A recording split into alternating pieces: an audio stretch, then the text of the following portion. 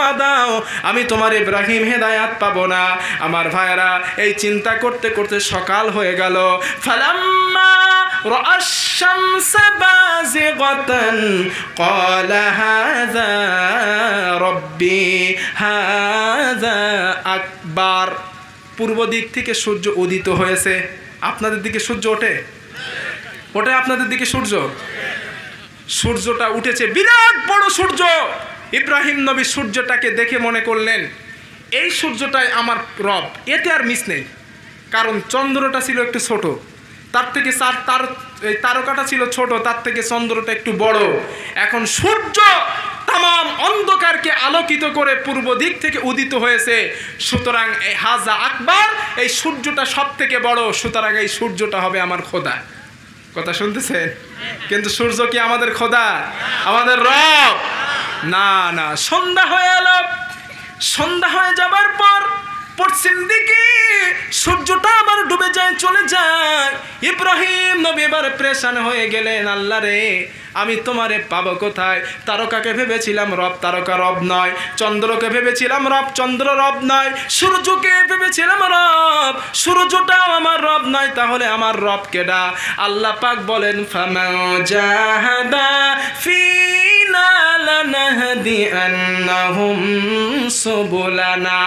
আমি আল্লাহকে পাওয়ার জন্য, হেদায়েতের রাস্তায় হাঁটার জন্য যারা সংগ্রাম করে, প্রচেষ্টা করে, আমি আল্লাহ পাক তাদের হেদায়েত দেওয়াটা আমি আল্লাহর জন্য দায়িত্ব হয়ে যায়। সুবহানাল্লাহ। আমার ভাইরা, হযরত ইব্রাহিম আলাইহিস সালাম আল্লাহকে পাওয়ার জন্য, আল্লাহকে খোঁজার জন্য পেরেশান যখন তিনি হয়ে গেলেন, আল্লাহ পাক তার ভিতরে ঈমান ঢেলে দিলেন। কি ঢেলে দিলেন? জোরে বলেন। ঈমান ঢেলে দিলেন। ইব্রাহিম নবী আলাইহিস সালাতু ওয়াস সালাম সঙ্গে সঙ্গে এবার তিনি বলে দিলেন ইয়া কওমি ইন্নী বারিউম মিম্মা তুশরিকুন। সকলে আমার সঙ্গে পড়েন ইন্নী ওয়াজ্জাহতু ওয়াজহিয়া লিল্লাযী ফাতারাস সামাওয়াতি ওয়াল আরদা হানিফা ওয়া মা আনা মিনাল মুশরিকিন। জোরে বলুন সুবহানাল্লাহ। আরো জোরে বলুন সুবহানাল্লাহ। ইব্রাহিম নবী বললেন ও আমার কওম, ও আমার জাতি, আমি আমার রবের সন্ধান পেয়ে গেছি, আমি আমার আল্লাহর সন্ধান পেয়ে গেছি। সুবহানাল্লাহ। এখন ইব্রাহিম নবী আল্লাহর সন্ধান পেলেন, ওনার দায়িত্ব কি? কথা বলেন। বাল্লিগু আন্নি ওয়ালাউ আয়া। একটা বিধান যদি তুমি জানো, ওই বিধানটা অন্যের কাছে পৌঁছে দাও। কথা ঠিক কিনা? ইব্রাহিম নবী এবার দেখলেন আমার বাপ কই, আমার মা কই, আমার গোষ্ঠীর লোক কই, গেল কই ওরা? কথা ঠিক কিনা? যেহেতু তার বাবা মুশরিক হয়ে মুক্তি পূজা করে জাহান্নামে যায়, তার মা মুক্তি পূজা করে জাহান্নামে যায়, তার গোষ্ঠীর লোক মুক্তি পূজা করে জাহান্নামে যায়। কথা ঠিক কিনা? আপনার সামনে যদি আপনার বাবা, কথা কি শুনছেন? আপনার সামনে যদি আপনার বাবা মুক্তি পূজা করে জাহান্নামে যায়, আপনি দেখতে পাচ্ছেন আপনার বাবা রাস্তা দিয়ে হেঁটে হেঁটে যাচ্ছে, সামনে আছে আগুন, আপনি আপনার বাবাকে থামাবেন না? কথা বলেন না কেন? থামাবেন না? অবশ্যই আপনি থামাবেন। পয়গম্বর ইব্রাহিম নবী দেখলেন আমার বাবা কই। ইব্রাহিম নবী পাহাড় থেকে নেমে আসলেন। পাহাড় থেকে নেমে বাবার খোঁজ করতে লাগলেন, মার খোঁজ করতে লাগলেন। ইব্রাহিম নবী খুঁজতে খুঁজতে দেখলেন অনেকগুলো মানুষ এক জায়গায় বসা, তাদের মাঝখানে একটা ঠাকুর রাখা। কি রাখা? জোরে বলেন। ঠাকুর রাখা। ইব্রাহিম নবী তাদের কাছে যাবার পরে দেখতে পেলেন তারা ঠাকুরের কাছে মাথা নত করে। হযরত ইব্রাহিম নবী আলাইহিস সালাতু ওয়াস সালাম সঙ্গে সঙ্গে তাদেরকে প্রশ্ন করলেন, জিজ্ঞাসা করলেন, ক্বালু মা হাযিহি তামাসিলুল্লাতী আনতুম লাহা আকিফুন। ভাই আমার কথা কি শুনছেন আপনারা? তো এই মাঝখান থেকে একটা দুটো লোক ওঠেন কেন? পেশাব করতে যান কেন? তো ভারী মুসিবত। ছাড় না দেওয়াটাই ভালো ছিল, ছাড় দিয়েই মুশকিলে পড়ছি। এখন পেশাব যা লাগে লাগুক, বসেন একটু চেপে চেপে থাকেন কিছু সময়। আর খুব রাত আমি করব না, মূল মেসেজগুলো আপনাদেরকে দিয়ে ইনশাল্লাহ শেষ করব। বলি ইনশাআল্লাহ। ইব্রাহিম নবী কি দেখলেন? বাপ মা কথা বলেন, ঠাকুর পূজা করতেছেন। এখন ওদেরকে জিজ্ঞাসা করলেন, মা হাযিহি তামাসিলুল্লাতি আনতুম লাহা আকিফুন, ও বাবা, ও মা, ও কওমের লোক, এই ঠাকুরগুলোর পূজা তোমরা কেন করতেছো? কথা শুনতেছেন? ইব্রাহিম নবীর কাছে আসছে কার বিধান? জোরে বলুন, আল্লাহর বিধান আসছে। এখন ইব্রাহিম নবী ওদেরকে প্রশ্ন করলেন, কেন তোমরা ঠাকুরগুলোর পূজা করতেছো আমাকে বলো। তারা তখন কি জবাব দিল বলবো? কথা বলেন। ক্বালু ওয়াজাদনা আবাআনা লাহা আবিদিন। তারা তখন বলল, ও বেটা ইব্রাহিম, আমার বাপ দাদা আমার পূর্বপুরুষ এদের পূজা করত, এজন্য আমরা এদের পূজা করি। কথা বলেন ঠিক কিনা? এখন ইব্রাহিম নবী যখন এই কথা তিনি শুনতে পেলেন, সঙ্গে সঙ্গে ইব্রাহিম নবী এবার বললেন, ক্বালা লাকাদ কুনতুম আনতুম ওয়া আবাউকুম ফি দালালিম মুবিন। তোমার বাপ দাদারাও শেষ, তোমরাও শেষ। কারণ ওই মুক্তিগুলার পূজা করে তোমার বাপ দাদা জাহান্নামী হয়েছে, তোমরাও যদি এদের পূজা করো তোমরাও কোথায় যাবা? কথা বলে না কেন? আমার ভাইরা, ইব্রাহিম নবী যখন তাদেরকে বললেন তোমার বাপ দাদারা জাহান্নামী, এবার তারা ইব্রাহিম নবীকে পাল্টা প্রশ্ন করলেন, ক্বালু আজিতানা বিল হাক্কি আম আনতা মিনাল লাঈবিন। ও বেটা ইব্রাহিম, সত্যি কি তুমি আল্লাহর পক্ষ থেকে রাসূল হয়ে এসেছো? সত্যি কি নবী হয়ে এসেছো? সত্যি কি তুমি সত্যিকারের বিধান নিয়ে এসেছো নাকি? তুমি যে আমাদেরকে মুক্তি পূজার কথা মানা করতেছো, তুমি এক আল্লাহর দাওয়াত দিচ্ছ, এটা কি সত্য? এক আল্লাহকে, এক প্রভুকে এক দাসত্ব কারে করব? ইব্রাহিম নবী তখন বললেন, ক্বালা বাল রাব্বুকুম রাব্বুস সামাওয়াতি ওয়াল আরদিল্লাযী ফাতারাহুন্না ওয়া আনা আলা যালিকুম মিনাশ শাহিদিন। জোরে সোরে বলুন আল্লাহু আকবার। হযরত ইব্রাহিম নবী বললেন, ও আমার বাবা, ও আমার মা, ও আমার কওমের মানুষ, তোমরা যে আল্লাহ পাকের ইবাদত করতেছো, ওই আল্লাহ হলেন, করতেছো না, এই আল্লাহ হলেন যিনি আসমানটা বানিয়েছেন, যিনি জমিনটা বানিয়েছেন, নবমণ্ডল ভূমণ্ডল যিনি তৈরি করেছেন, যিনি ভালো মন্দ করতে পারেন, সাহায্য করতে পারেন, উপকার করতে পারেন। ওয়া আনা যালিকুম মিনাশ শাহিদিন, আর এই ব্যাপারে আমি ইব্রাহিম হলাম সাক্ষী দানকারী। সুবহানাল্লাহ, লিল্লাহি তাকবীর। আমি সাক্ষী দানকারী। সুতরাং তোমরা এক আল্লাহর ইবাদত করো। কার? জোরে বলুন, এক আল্লাহর ইবাদত করো। এই ইবাদতের ভিতরে আছে তোমাদের জন্য কল্যাণ। কথা ঠিক কিনা? আমার ভাইয়েরা, ইব্রাহিম নবী যখন এক আল্লাহর কথা বললেন, সঙ্গে সঙ্গে তারা এবার বলল, ও ইব্রাহিম, আমরা তোমার কথাটা নিলাম না, তুমি তোমার আল্লাহর ইবাদত করতে থাকো, আমরা আমাদের ঠাকুরের ইবাদত করতেছি। কথা শুনতেছেন? আমরা আমার ঠাকুরের ইবাদত করি, তুমি তোমার আল্লাহর ইবাদত করো। ইব্রাহিম নবীর রাগ হবে না? হবে না? কথা বলে না কেন? ওদেরকে জিজ্ঞাসা করেছিল ঠাকুরের পূজা কেন করিস, ওরা তো উত্তর দিল না। আবার বলে তুই তোর আল্লাহরে নিয়ে থাক, আমরা আমার দেবতার নিয়ে আসি। রাগ হবে কিনা? কথা বলেন। ইব্রাহিম নবী সঙ্গে সঙ্গে বললেন, ওয়াতাল্লাহি লাকিদান্না আসনামাকুম বা'দা আন তুওয়াল্লু মুদবিরিন। ইব্রাহিম নবী বললেন, ঠিক আছে, তোমাদের কথা ঠিক আছে, কিন্তু সামনে আসছে মেলার দিন। ওই মেলার দিনে সবাই যখন মেলায় চলে যাবে, আমি ইব্রাহিম তোমাদের ঠাকুরের সঙ্গে, তোমাদের খোদার সঙ্গে আমি ইব্রাহিম একটু বোঝাপড়া করব। কথা শুনতেছে? আমি ইব্রাহিম একটু বোঝাপড়া করব। মেলার দিন চলে আসলো, বছরে একদিন করে মেলা হতো, সবাই মেলায় চলে গেল। পাড়ার যে সমবয়স্ক যুবক আছে ইব্রাহিমের সঙ্গে ওঠা বসা করতো, বন্ধু ইব্রাহিম নবীর কাছে আসলেন, এসে বললেন, ইব্রাহিম, আমরা তো মেলায় যাচ্ছি, তুমি কি মেলায় যাবে না? ফানাযারা নাযারাতাও ফিন নুজুম ফাকালা ইন্নী সাকিম। ইব্রাহিম নবী আসমানের দিকে তাকালেন, তাকিয়ে বললেন, ইন্নী সাকিম, আমি ইব্রাহিম অসুস্থ, আমি মেলায় যাব না, তোমরা মেলায় চলে যাও। আপনারা বলেন ইব্রাহিম নবী কি অসুস্থ ছিলেন? তাহলে উনি কি মিথ্যা বলেছেন? কথা বলেন কেন? অসুস্থ ছিলেন না, মিথ্যা বলেন না, হয়েছেটা কি? এটাকে বলা হয় তাওরিয়া। কি বলা হয়? তাওলিয়া। আপনার বন্ধু, কথা কি শুনছেন? আপনার বন্ধু আপনার কাছে 10,000 টাকা হাওলাত নিয়েছে, আপনি আপনার বন্ধু আপনাকে বলল, বন্ধু 10,000 টাকা আমি আপনাকে ফেরত দেব 1 মাস পরে, কিন্তু আপনার বন্ধুর খবর নাই 3 মাস। কয় মাস? 3 মাস। 4 মাসের মাথায় এসে আপনার দরজায় কলিং বেল চাপ দিল, আপনি বললেন কে? আপনার বন্ধু বলল আমি সলিমউদ্দিন।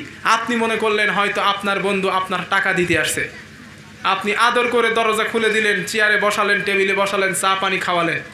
খাওয়ানোর পরে আপনার বন্ধু আপনাকে বলছে, দোস্ত আর 10,000 টাকা হাওলাত দাও।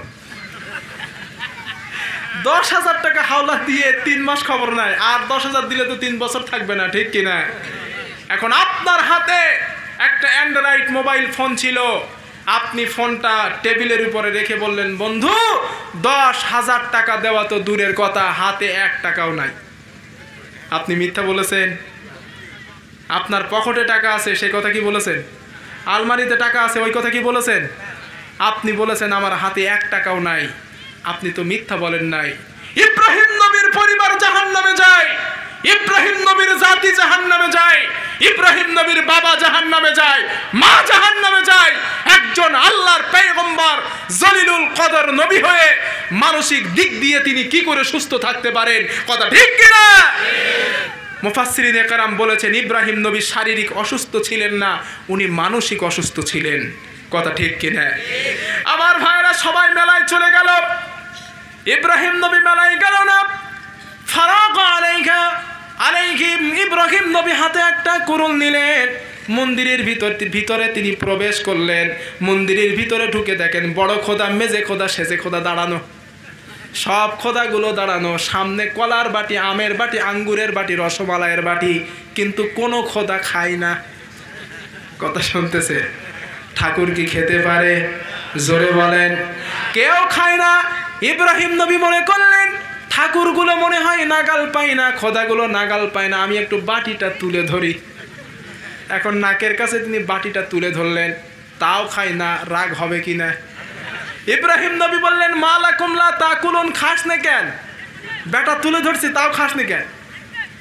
মা লাকুম লা তানতিকুন, খাসো না, কথাও বলিস না, তোদের হইছেটা কি? আপনার ছেলে আপনার কাছে বলল বাবা আমাকে 10 টাকার বুট কিনে দাও, আপনার কাছে কোনো টাকা নেই। ছেলের প্রচণ্ড বলার কারণে আপনি একজনের কাছ থেকে 10 টাকা হাওলাত নিয়ে বুট কিনে দিলেন। এরপরে ছেলে যদি বলে খাবো না, বাকি আছে কোনটা? বাকি আছে কোনটা? মার বাকি আছে। ইব্রাহিম নবী বলে মা লাকুম লা তাকুলুন, কি হলো তোদের খাস না কেন? মা লাকুম লা তানতিকুন, কথাও বলিস না, খাসো না, তোদের হইছেটা কি? ইব্রাহিম নবী যখন কথা বলে না, খায়ও না, বাকি আছে কোনটা? কিল। ফারাগা আলাইহিম দরবাম বিল ইয়ামিন, ডান হাত দিয়ে মালা শুরু করলেন। আল্লাহু আকবার।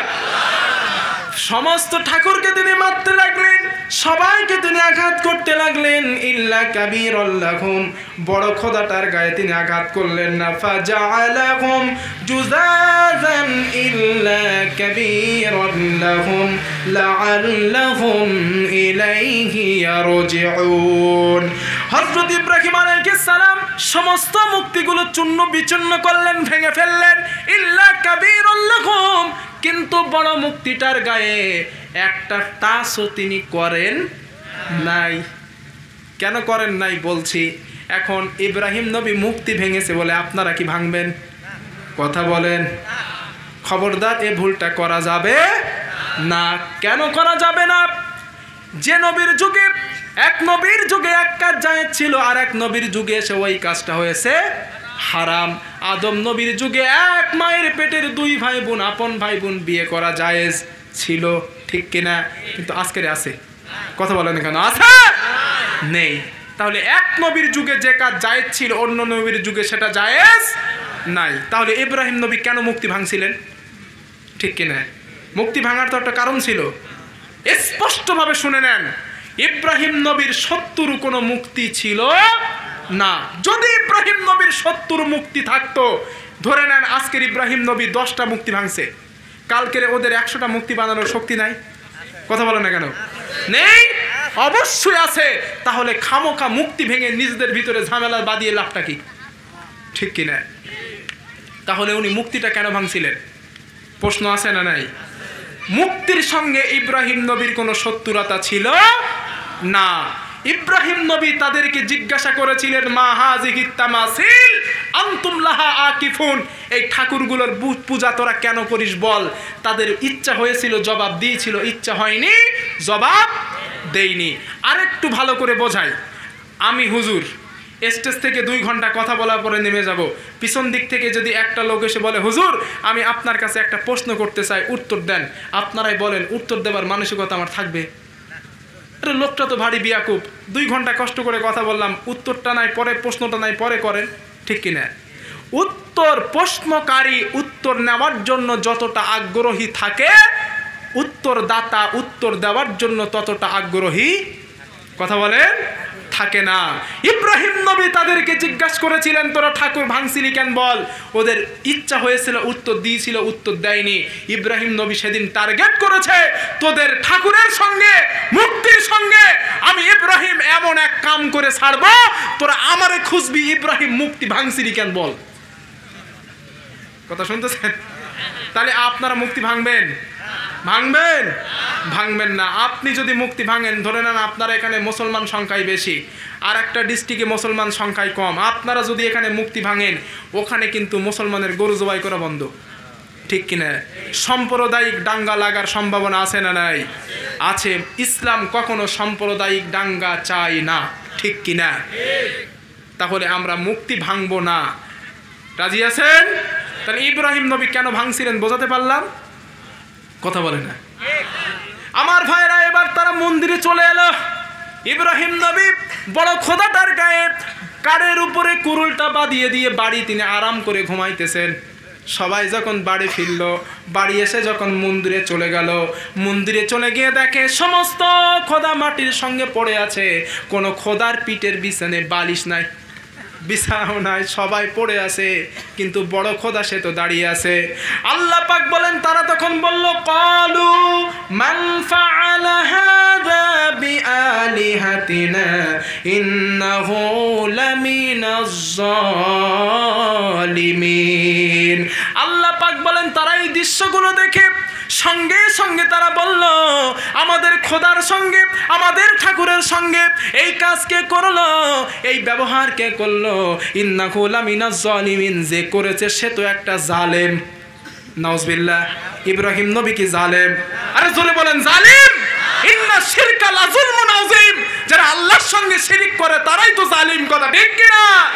তারা বলল ইব্রাহিম নবী জালেম। আমার ভাইরা, এই মুক্তির কথাটা, খবরটা নমরুদের কাছে চলে গেল। সঙ্গে সঙ্গে নমরুদ ফৌজ পাঠালো, প্রশাসন পাঠালো, কে এই কাজ করেছে, এই মুক্তিগুলো কে ভেঙেছে খবর নাও। আল্লাহ পাক বলেন, ক্বালু সামি'না ফাতান ইয়াযকুরুহুম ইয়াকালু লাহু ইব্রাহিম। গোয়েন্দা বিভাগ খবর দিল, ও নমরুদ, সমাজের ভিতরে একজন ছেলে আছে যার নাম ইব্রাহিম, তার মুখ থেকে আমরা ঠাকুরের ব্যাপারে আজে বাজে কথা বলতে শুনেছি, তার মুখ থেকে ঠাকুরের ব্যাপারে আজে বাজে মন্তব্য করতে শুনেছি। ওই ইব্রাহিম আমাদের ঠাকুরের সঙ্গে এই কাজ করতে পারে। আল্লাহ পাকের সিদ্ধান্ত, আল্লাহ পাকের বক্তব্য কি সুন্দর, সুবহানাল্লাহ বলেন, আর জোরে বলেন সুবহানাল্লাহ। আল্লাহ পাক বললেন, ক্বালু ফাআতু বিহি আলা আয়ুনিন নাস লাআল্লাহুম ইয়াশহাদুন। আল্লাহ পাক বলেন, নমরুদ সিদ্ধান্ত নিল, নমরুদ ফয়সালা করলো, ইব্রাহিমকে ধরে নিয়ে এসো।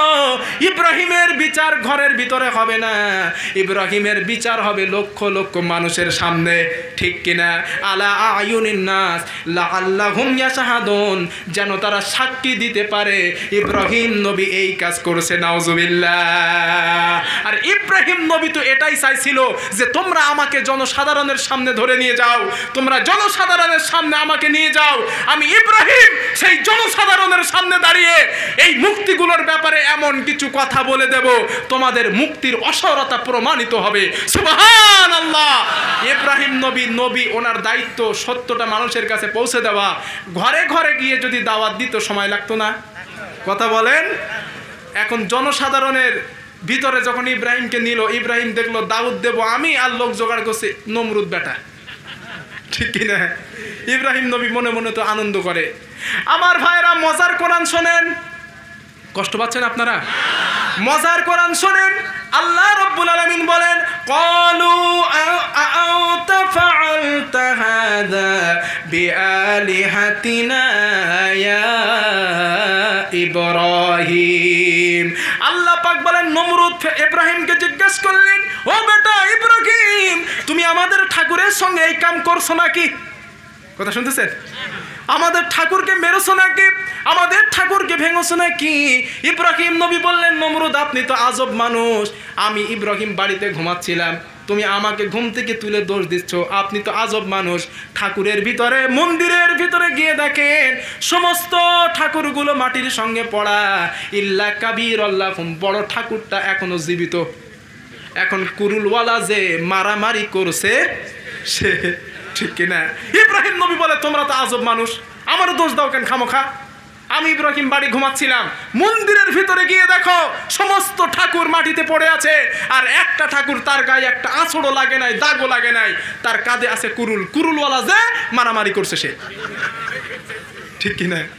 নবী ইব্রাহিমের যুক্তি দেখছেন, আল্লাহর পায়গম্বর, সুবহানাল্লাহ। এখন নমরুদ চিন্তা কয়, আরে বেটা ইব্রাহিম, তুই ছোট মানুষ হতে পারিস, তোর কথায় যুক্তি আছে গো, যুক্তি আছে। এখন ইব্রাহিম নবী বলে, আমার দোষ দেন কেন?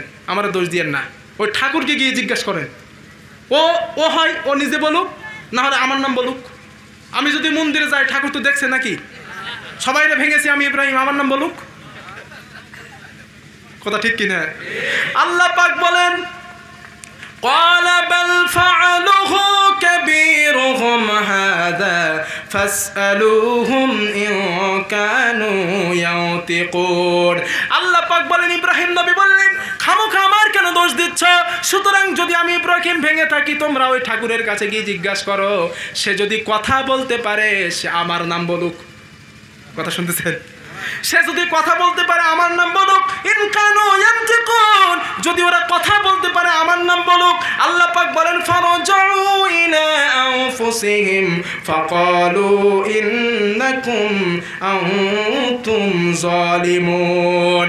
আল্লাহ পাক বলেন, এবার এরা নিজেরা নিজের প্রতি ধিক্কার দিল, নিজের মাথাটা নত করল। সত্যি তো, ওরা তো কথা বলতে পারে না, ওরা নিজের উপকার করতে পারে না, ভালো করতে পারে না, নিজেকে কল্যাণ দিতে পারে না। সত্যি ইব্রাহিমের কথাই তো যুক্তি আছে, ঠিক কিনা? আমার ভাইরা, ইব্রাহিম নবী যখন এই কথা বললেন, চলে যাও, ওরা যদি আমাকে দোষারোপ করে আমি ইব্রাহিম মেনে নেব। ঠাকুরকে জিজ্ঞাসা করেন। এখন তারা বলল, সত্যি তো ঠাকুরেরা কথা বলতে পারে না। এই লজ্জায় ওদের মাথা হ্যাত হয়ে গেল। এখন নমরুদের সিয়ার আছে না নেই? কথা বলে না কেন? নমরুদ তো দেখলো এ বেটা তো আমার বেকায়দায় ফেললো। আল্লাহ পাক বলেন, সুম্মা নুকিসু আলা রুউসিহিম লাকাদ আলিমতা মা হাউলাই ইয়ানতিকুন। আল্লাহ পাক বলেন, এরপরে ওরা ওদের মস্তকটা অবনত হয়ে গেল, ওরা অসম্মানীয় হয়ে গেল। সেখানে তারা কোনো কথা বলতে পারে না। তারা তো ঠাকুরেরা ভালো কাজ করতে পারে না, মন্দ কাজ করতে পারে না। এই কথা ইব্রাহিম বলেছে, সত্যি তো ইব্রাহিমের কথায় যুক্তি আছে, ঠিক কিনা? জোরে বলেন। আল্লাহ পাক বলেন, ইব্রাহিম নবী এবার সঙ্গে সঙ্গে বললেন, ক্বালা আফাতা'বুদুনা মিন দুনিল্লাহি মা লা ইয়ানফা'ুকুম শাইআন ওয়া লা ইয়াদুররুন। ইব্রাহিম নবী এবার তাদের বললেন, ক্বালা আফাতা'বুদুনা মিন দুনিল্লাহ, ও আমার জাতি, ও আমার কওম, এই আল্লাহর ইবাদত বাদ দিয়ে, ওই আল্লাহর ইবাদত করা ছেড়ে দিয়ে ইব্রাহিম নবী এবার পয়জন দিচ্ছেন। কথা শুনতেছেন? এবার ইনি তীর আঘাত করতেছেন। কিন্তু ইব্রাহিম নবী বললেন, আমার কওম, তাহলে এবার শোনো, তোমরা তো নিজে মুখে স্বীকার করেছো ওই ঠাকুর কথা বলতে পারে না, ঠাকুর উপকার করতে পারে না, ভালো করতে পারে না। তাহলে এবার শোনো, ক্বালা আফাতা'বুদুনা মিন দুনিল্লাহ, ওই আল্লাহকে বাদ দিয়ে কেন তোমরা ওদের ইবাদত করছো? সুবহানাল্লাহ। আর রাসূল বলেন, যে আল্লাহকে বাদ দিয়ে তোমরা যাদের ইবাদত করছো, ওরা তো কিছু করতে পারে না, ভালো করতে পারে না, মন্দ করতে পারে না, খারাপ করতে পারে না, তোমাদের কোনো উপকার করতে পারে না। আল্লাহ পাক বলেন, উফিল লাকুম ওয়া লিমা তা'বুদুনা মিন দুনিল্লাহি আফালা তাআকিলুন। ইব্রাহিম নবী বললেন, তোমাদের প্রতি আমার ধিক্কার, তোমাদের প্রতি আমার আফসোস যে মহান আল্লাহ পাক আসমান বানালেন, জমিন বানালেন, 7 তবক আসমান জমিনটাকে তৈরি করলেন, তোমাকেও তৈরি করলেন, আমাকেও তৈরি করলেন, সেই আল্লাহকে বাদ দিয়ে তোমরা ঠাকুরকে পূজা করতেছো। আমার তোমাদের প্রতি ধিক্কার, তোমাদের প্রতি অনুশোচনা, কথা ঠিক কিনা? এখন ইব্রাহিম নবী যখন এই বক্তব্য দিলেন, হাজার লক্ষ লক্ষ মানুষের সামনে, নমরুদের গদি আছে না গেছে? কথা বলে না কেন? নমরুদ তো কান শেষ, হাইরে ইব্রাহিমের কথাই তো সবাই মাথা নাড়া দেয়, সত্যি তো ঠিক। এখন নমরুদ বলল, একটা উপায় তো বার করতে হবে। কি উপায়? আল্লাহ পাক বলেন, ক্বালু হাররিকুহু ওয়ানসুরু আলিহাতাকুম ইন কুনতুম ফাইলিন। নমরুদ বলল, আগুন জ্বালাও, ইব্রাহিমকে আগুনে পোড়াতে হবে। কথা শুনতেছেন? কারণ নমরুদ জানে ইব্রাহিম যদি বেঁচে থাকে আমার গদি, জোরে বলেন, ও আমার প্রজারা, ও আমার সন্তানাদিরা, ও আমার প্রজারা, তোমরা যদি প্রতিশোধ নিতে চাও, তোমরা ইব্রাহিমকে আগুনে জ্বালিয়ে হত্যা করে দাও। তাফসিরে মাজহারের ভিতরে এসে বিরাট বড় আগুনের কুণ্ডলী তৈরি করা হলো। সেখানে যারা গর্ভবতী মহিলা ছিল, ওই গর্ভবতী মহিলারা মানত করত, যদি আমার একটা পুত্র সন্তান ভগবান দেয়, খোদা দেয়, ঠাকুর দেয়, ইব্রাহিমকে জ্বালানোর জন্য যে আগুন তৈরি হয়েছে, ওই আগুনে আমি 1 মণ কাঠ দেব। নাউজুবিল্লাহ। কথা কি বোঝেন নাই ভাই? বোঝেন নাই? যেসব পুরুষরা বিয়ে হতো না, মান্নত করতো, আমার যদি সুন্দরী নারীর সঙ্গে বিয়ে হয়, আমি ইব্রাহিমকে জ্বালানোর জন্য 2 মণ কাঠ দেব। কথা শুনতেছেন? আমার ভাইরা, ইব্রাহিমকে ফেলা হলো, আগুনে ফেলবেন। প্রচন্ড ঘটনা, সংক্ষিপ্ত শিক্ষার জন্য বলছি। চরকির উপরে তোলা হলো, ইব্রাহিম নবীর সমস্ত শরীর থেকে পোশাক খুলে নেওয়া হলো, হাতে পায়ে দড়ি বাঁধলেন, চরকির উপর ইব্রাহিম নবীকে বসালেন। পানির ফারিস্তারা এসে বলে, ও পয়গম্বর ইব্রাহিম, আমাদেরকে অনুমতি দিন, আমরা বিরাট আগুন কুণ্ডলীকে আল্লাহ পাক আমাদের যে পানির দায়িত্ব দিয়েছেন, আমরা পানি দিয়ে নমরুদের আগুনটাকে আমরা লিভিয়ে দেব। হযরত ইব্রাহিম নবী বললেন, না, আমি তোমাদেরকে অনুমতি দেব না। হযরত জিবরাইল আসলেন, ও পয়গম্বর ইব্রাহিম, আমাকে একটাবার অনুমতি দাও, আমার নূরের ডানার ঝাপটা দিয়ে বিরাট আগুনটাকে আমি লিভিয়ে দেব। ইব্রাহিম নবী বললেন, না না না, আমি কখনো তোমাকে অনুমতি দেব না। জিবরাইল, চলে যাও, আমি ইব্রাহিম তোমাকে অনুমতি দেব না। কারণ আমি ইব্রাহিম এমন এক অন্ধ আল্লাহর ইবাদত করি না যে তার খলিল আগুনে পুড়ে মারা যাবে, আর সেই আল্লাহ কিছুই করবে না। সুবহানাল্লাহ। আমার ভাইরা, ইব্রাহিম নবীর ঈমান দেখেন, ঈমান। আগুনে ফেলবেন, আগুন চরকি থেকে ফেলে দেওয়া হয়েছে, আগুনে আর চরকি, এই ইব্রাহিম নবী মাঝখানে। তখন আসেনি আল্লাহর সাহায্য, আগুনে পড়বেন, এমত অবস্থায় আল্লাহ পাক অর্ডার করে দিলেন, ইয়া নারুকুনি বারদান ওয়া সালামান আলা ইব্রাহিম। জোরে সোরে বলুন আল্লাহু আকবার, আর জোরে বলুন আল্লাহু আকবার। আল্লাহ ডেকে বলে, আগুন রে, ও আমার সৃষ্টি আগুন, আমার ইব্রাহিমের জন্য সালামান, প্রচন্ড ঠান্ডা না, প্রচন্ড গরম না, আমার ইব্রাহিমের জন্য ঠান্ডা গরমের মাঝখানে বসন্তকাল, এয়ার কন্ডিশন তুই হয়ে যা। সুবহানাল্লাহ। আর জোরে বলুন সুবহানাল্লাহ। আমার ভাইরা, তাফসীরের ভিতরে এসেছে, ইব্রাহিম নবী তিনি যখন বৃদ্ধ বয়সে, ইব্রাহিম নবী সন্তানদেরকে বলেছিলেন, ও সন্তানেরা, আমি যতদিন ইব্রাহিম নমরুদের অগ্নিকুণ্ডের ভিতরে ছিলাম, যত আরাম আমি পেয়েছিলাম, আজ পর্যন্ত পৃথিবীতে ওই আরাম কোনো দিন আমি পাই না। হুকুম ছিল কার? জোরে বলুন, আর জোরে বলুন, হুকুম ছিল কার? আজকের যদি ইব্রাহিমের মতো ঈমান আমার এবং আপনার হয়, সেই আল্লাহ আজও আছে না নাই? জোরে বলুন। সেই আল্লাহ আজও আছেন, ভবিষ্যতেও থাকবেন। সেই আল্লাহ আমাদেরকেও আগুনকে জান্নাতের টুকরা বানাতে পারে না গো? আরো জোরে বলুন। ঈমান যদি তোমার আজীব হয় সেই ইব্রাহিমের মতো বিদ্যমান, অগ্নিকুণ্ডই হতে পারে বিরাট এক গুলিস্তান। সুবহানাল্লাহ। আজকের বিশ্বের দিকে তাকান, মুসলমানদেরকে ধরে, মুসলমানদেরকে মারে, মুসলমানদেরকে কচু কাটার মতো কাটতেছে। আমি বলি বন্ধুগণ, টেনশন করো না, ভয় করো না, আগামী দিন আসছে মুসলমানের বিজয়ের দিন। কথা ঠিক কিনা? ওয়ালা তাকিনু ওয়ালা তাহজানু ওয়া আনতুমুল আ'লাউনা ইন কুনতুম মুমিনিন। আল্লাহ ডেকে বলে, গোলাম রে, টেনশন করিস না, ভয় করিস না, বিজয় তোদেরকে দেব যদি তোরা ইমানদার হতে পারিস, মুমিন হতে পারিস। ইব্রাহিমের মতো ঈমান যদি আমাদের বিশ্বাস আল্লাহর উপরে হয়ে যায়, আমি আল্লাহর কসম করে বলি, আল্লাহর সাহায্য অবশ্যই আমাদের জন্য আসবে। কথা ঠিক কিনা? আর